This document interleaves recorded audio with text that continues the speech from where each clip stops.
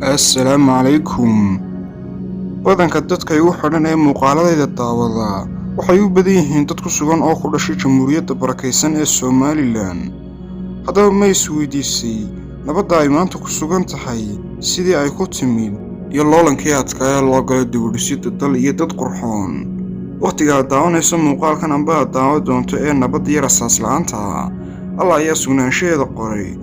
Haddana waxaa jira geesiyaal aad u tiro badan kuwaasi oo naftooda uga horay dalkooda.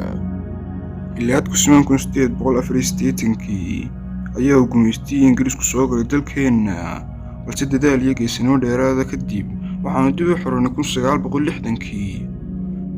balse 4 cisho kadib waxay Somaliland dib ula midowday Soomaaliya iyadoo ku qanacsan go'aankeeda oo doonaysa magaca Soomaali weyn. kadib intii aanu la kulmin xasuuqii baanaa ee ciidankii afweyne amba siyaad bara kolba sidii aad u taqaano, balse amarka Ilaahay waxaanu helnay madaxbannaanidii 1991 ilaa bilowga 2022 waxaanu nahay dad ku sugan nabad iyo horumar ballaaran. madaxweynayaashii iska daba qaatay xilka madaxweynimo ee Somaliland waxay kala ahaayeen Cabdiraxmaan Axmed Cali Cabdiraxmaan Tuur. waxa uu xilka hayay intii u dhaxaysay 1991 ilaa 1993. isna ugu dambeyntii waxa uu dhintay 2003 waxaana lagu aasay magaalada Hargeysa. Alla naxariistii jannaha ka waraabiyo. Maxamed Xaaji Ibraahim Cigaal waxa uu isna xilka hayay intii u dhaxaysay 1993 ilaa 2002 waxaana uu dhintay 2002. Allana waxaanu ka baryaynaa inuu naxariistii janno ka waraabiyo.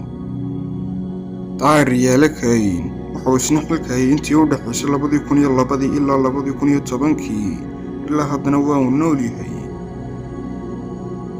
madaxweyne Axmed Maxamed Maxamuud Siilaanyo waxa uu isna xilka hayay intii u dhaxaysay 2010 ilaa 2017.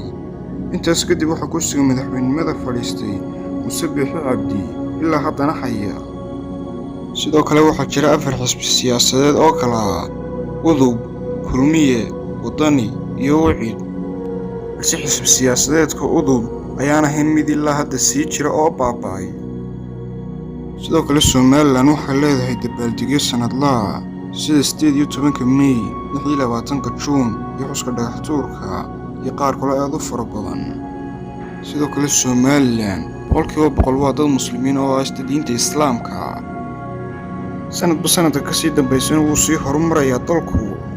Somaliland waxay kaloo leedahay waxbarasho maadi iyo diiniba.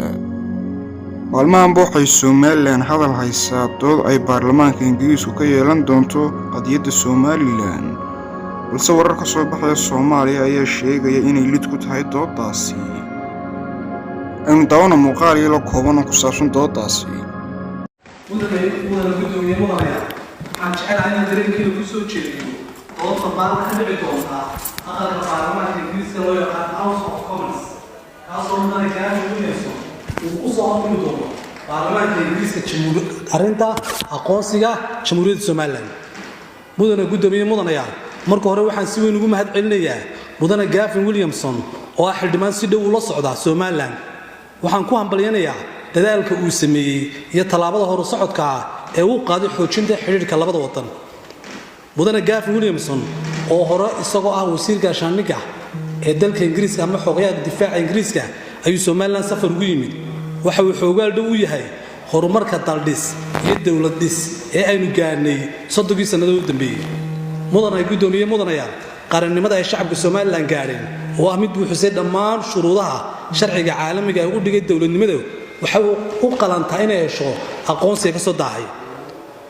mudane guddoomiye mudanayaal, ka guddi arrimo dibadeed ahaan waxaanu si dhow la soconnaa dadaalada ka socda meelo badan oo ka mid ah dunida oo ay xukuumadda iyo shacabka qurbajooga Somaliland ka wadaan si loo helo xiriir wanaagsan iyo ictiraafka aynu baadi goobno.